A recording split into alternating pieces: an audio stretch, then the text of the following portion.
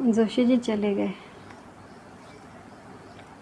Without any pre intimation. ऐसे 7 दिन से घर पर थे छुट्टी लेके। दोस्तों, आज तक मैंने अपने जीवन के सारे शेड्स आपके साथ शेयर किए। खुशियों के, खुशियाँ ही खुशियाँ थी मेरे जीवन में।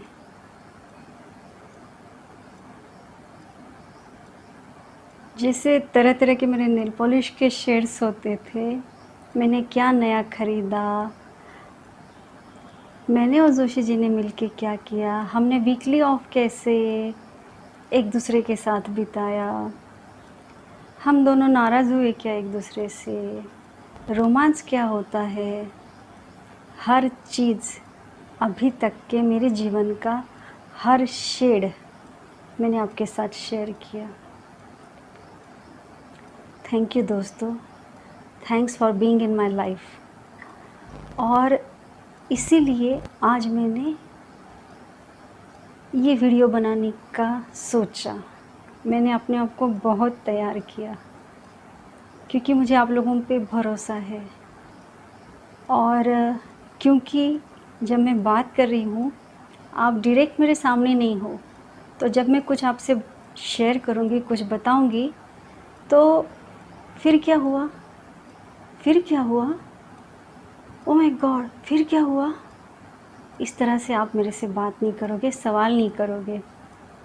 क्योंकि फिर क्या हुआ, फिर क्या हुआ, तकलीफ़ तकलीफ़ तकलीफ़।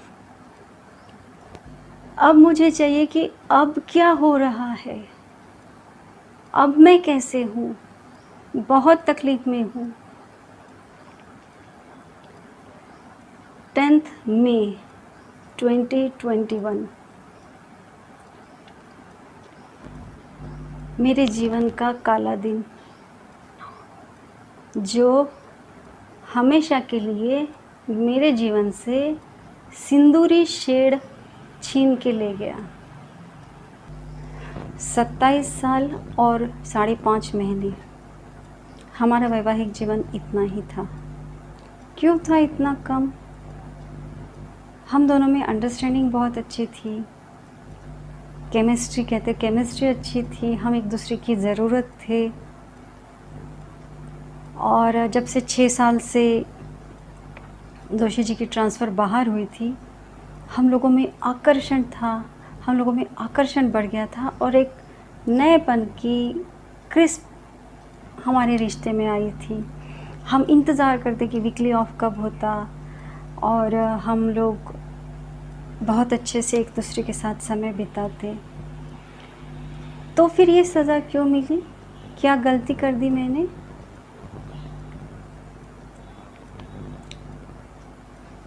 ये सब हुआ। फिर सभी के यहाँ नियम होगा पता नहीं, पर हम लोगों में नियम है कि 10 दिन भगवान को छूना नहीं। बहुत अच्छा लगा मुझे, ठीक हुआ। बहुत गुस्सा आया था मुझे, भगवान जी पे बहुत नाराज़ हो गई थी मैं।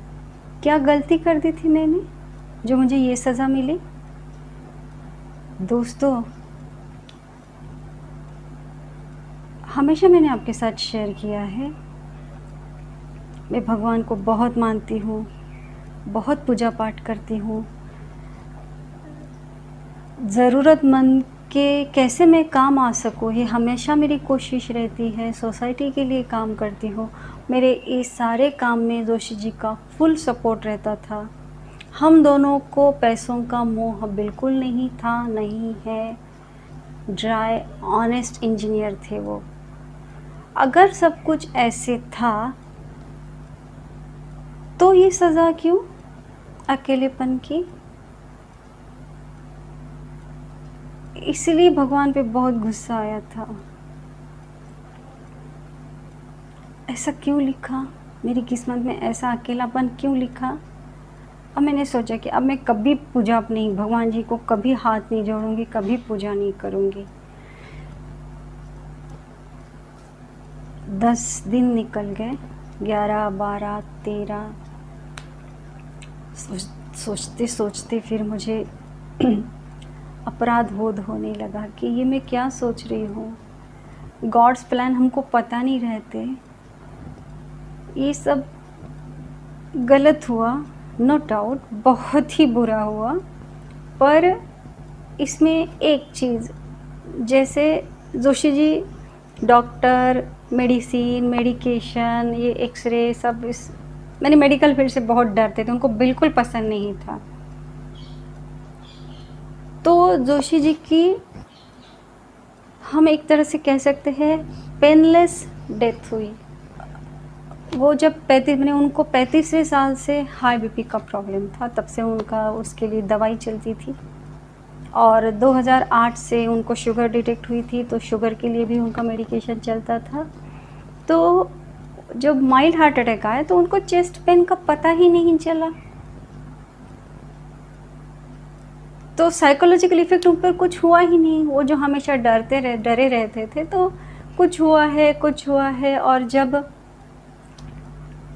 आईसीयू में एडमिट करने के बाद जो सेकंड, वो भी उनको पता नहीं चला।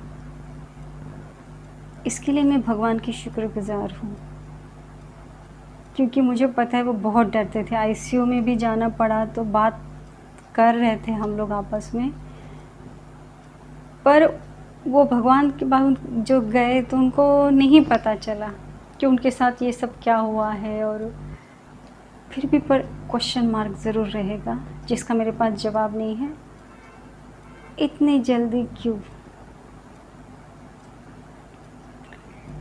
ये थोड़ा-सा अलग लग रहा है, या कुछ मेरे किसी को लगेगा कि ये अभी, पर अब जो हुआ उसमें से मुझे बाहर निकलना है। समझ में नहीं आ रहा, मेरे को रास्ता ही नहीं दिख रहा है, कि ऐसा लग रहा है कि मैं और बच्चे अनाथ हो गए। पर इसमें से बाहर निकलना है, बच्चों के लिए बाहर निकलना है। तो क्या करूँ? क्योंकि जो भी मिलता है, जो भी फ़ोन आते हैं, घर में मिलने आते हैं, किसी के पास इसका जवाब नहीं है। सब मुझे बोलते हैं कि मैडम आप तो स्ट्रॉन्ग हैं, आप तो हँसते रहती हैं। मैं स्ट्रॉन्ग दिखती हूँ, मेरी ताकत जोशी जी थे। और अब मुझे इसके बाद अकेले चलना है, अपना काम फिर से शुरू करना है।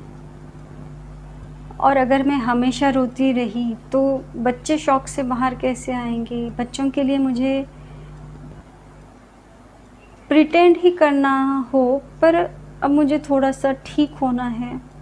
इसलिए मैंने ये आप लोगों से बात करने का एक मुझे एक इसमें रास्ता लगा कि चलो आप लोगों से बात करके शायद मुझे थोड़ा अच्छा लगेगा, क्योंकि मुझे अपना यूट्यूब चैनल भी चलाना है। एक बात और मेरे मन में एक विचार और आया कि जोशी जी ने हमको आत्मसम्मान के साथ और स्वाभिमान के साथ रहना सिखाया, बहुत खुशियाँ दी, हर चीज़ का हर शौक़ पूरे किए।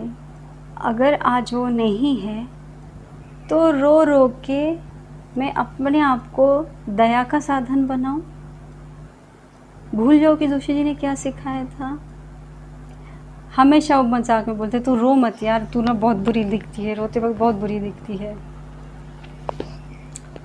ये मजाक को अगर हम बाजू में रखें, ये सच था कि जोशी जी को ये सब रोना धोना बिल्कुल पसंद नहीं था। उन्होंने हमको बहुत अच्छे दिन दिए, एक पति के रूप में, एक पिता के रूप में उन्होंने हमको सब कुछ दिया। तो उन और आज भी, मतलब कहते हैं ना कि ज़िंदगी के साथ भी, ज़िंदगी के बाद भी, आज जो हमारा जीवन सुचारू रूप से चलेगा वो जोशी जी ही है। तो इसका मैं रो रो के अपमान करूं?